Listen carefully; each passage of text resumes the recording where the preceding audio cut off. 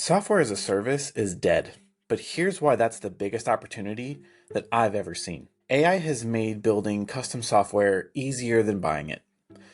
Former Amazon exec Dave Clark says that he replaced six-figure SaaS contracts with tools he built in days. The coordination tax that made platforms like Salesforce worth billions, gone. It used to be that spinning up a bunch of tooling around relational databases was very expensive and complex. Nowadays, you can basically prompt your way to a functional prototype in a matter of an hour, and within a couple days to a week, you could have a full-fledged application that does exactly what your business needs and nothing else.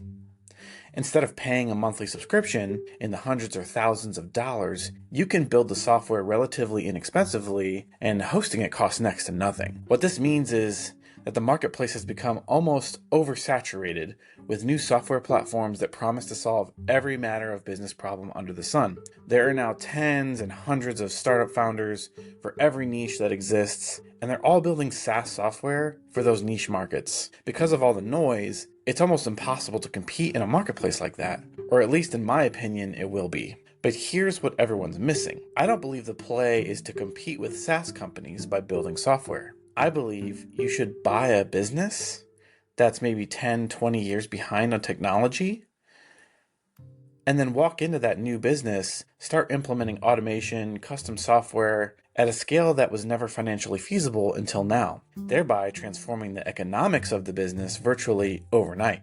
If you think about it, these businesses are already profitable. They have customers, revenue, and proven demand. They're just running on spreadsheets, phone calls, and manual processes. Now you can build exactly what they need. Nothing more, nothing less, in days instead of months.